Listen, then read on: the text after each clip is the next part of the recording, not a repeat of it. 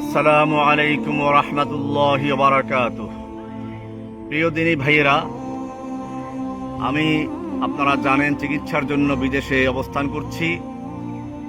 বাংলাদেশের বর্তমান বন্যা অবস্থা আমি এখান থেকে লক্ষ্য করছি। তো সেজন্য আমি সকলকে অনুরোধ করব, আল ইমান ফাউন্ডেশনের সঙ্গে যাদের সম্পর্ক আছে, আল ইমান ফাউন্ডেশনকে যারা ভালোবাসেন, তারা আল ইমান ফাউন্ডেশনের মাধ্যমে ঐক্যবদ্ধ হয়ে এই বন্যার্তদের পাশে এগিয়ে আসুন। মনে রাখবেন, প্রাকৃতিক দুর্যোগের সময়ে মানুষের পাশে দাঁড়ানো আমাদের প্রিয় নবীর একটি গুরুত্বপূর্ণ সুন্নাহ। রাসূলুল্লাহ সাল্লাল্লাহু আলাইহি ওয়াসাল্লাম যখন নবুয়ত প্রাপ্তির পরে আমাদের আম্মাজান খাদিজা রাদিয়াল্লাহু তাআলা আনহার কাছে এলেন, খাদিজা রাদিয়াল্লাহু তাআলা আনহা তাকে কিছু সান্ত্বনা বাণী শুনিয়েছিলেন। সেই ভাষাগুলো খুবই চমৎকার ছিল। একজন স্ত্রী তার স্বামীর জন্য এত বড় সান্ত্বনা, এত বড় উপহার হয়তো পৃথিবীতে আর কেউ দিতে পারেনি। তিনি কি বলেছিলেন?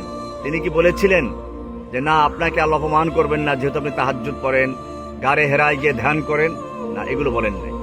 তিনি বলেছিলেন কাল্লা ওয়াল্লাহি লা ইউখজিকাল্লাহু আবাদা, না, আল্লাহ আপনাকে অপমান করবেন না, আল্লাহ আপনাকে লাঞ্ছিত করবেন না। ইন্নাকা লাতাসিলুর রেহমা, কেননা আপনি আত্মীয়তার সম্পর্ক বজায় রেখে চলেন।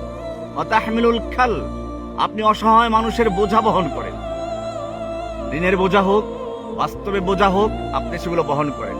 ওয়া তাকসিবুল মাদুম, অন্নহীন বস্ত্রহীন মানুষের পাশে আপনি সাহায্য নিয়ে এগিয়ে যান। ওয়া তাকরিদ দাইফ, আপনি মেহমানদের মেহমানদারি করেন। ওয়া তুঈনু আলা নওয়াইবিল হক্কি, এবং দুর্যোগ মুহূর্তে হকের পথে চলতে গিয়ে বিপদ যা আসে, অথবা প্রাকৃতিক দুর্যোগের মুহূর্তে আপনি মানুষের পাশে দাঁড়ান। আর এই গুণগুলো যার থাকে তার কোনো লয় নেই, তার ক্ষয় নেই, তাকে আল্লাহ অপমান করেন না, ধ্বংস করেন না। সুবহানাল্লাহ, কি সুন্দর কথা শুনিয়ে দিলেন। সত্যিই তো আল্লাহর রাসূল সাল্লাল্লাহু আলাইহি ওয়াসাল্লাম নবুয়ত প্রাপ্তির আগেই এই কাজগুলো করেছেন, বিশ্বস্ততা অর্জন করেছেন, মানুষের জনপ্রিয়তা অর্জন করেছেন। সে কারণে মক্কার কাফেররা শত চেষ্টা করেও তার ভাবমূর্তি নষ্ট করতে পারেননি, বিশ্বস্ততা নষ্ট করতে পারেননি। আসুন, আমাদেরকে আল্লাহ সুবহানাহু ওয়া তাআলা সেই সুন্নাহ পালনের সুযোগ করে দিয়েছেন। বন্যার্ত মানুষের পাশে দাঁড়াবার সুযোগ এসেছে। নিজের শ্রম দিয়ে, অর্থ দিয়ে, কাপড় চোপড় দিয়ে, যার যেরকম সুযোগ আছে আমরা ঝাঁপিয়ে পড়ি। আল ইমান ফাউন্ডেশনের নেতৃত্বে আমরা ঐক্যবদ্ধ হয়ে ত্রাণ তহবিল গঠন করে তার মাধ্যমে আমরা ঐক্যবদ্ধ হয়ে সরাসরি আমরা বন্যার্তদের কাছে চলে যাই। এখন নগদ সাহায্যের প্রয়োজন, খাদ্যের প্রয়োজন, পানির প্রয়োজন। এই পানি শেষ হয়ে গেলে প্রয়োজন হবে ঔষধের, প্রয়োজন হবে তাদের পুনর্বাসনের। এই পুরো সফরে আপনারা প্রস্তুতি গ্রহণ করে যাদের সুযোগ আছে তারা সশরীরে অংশগ্রহণ করবেন, আর যাদের সশরীরে অংশগ্রহণ করার সুযোগ নেই তারা অর্থ দিয়ে, কাপড় চোপড় দিয়ে, তাদের খাদ্য দিয়ে আপনারা এগিয়ে আসুন।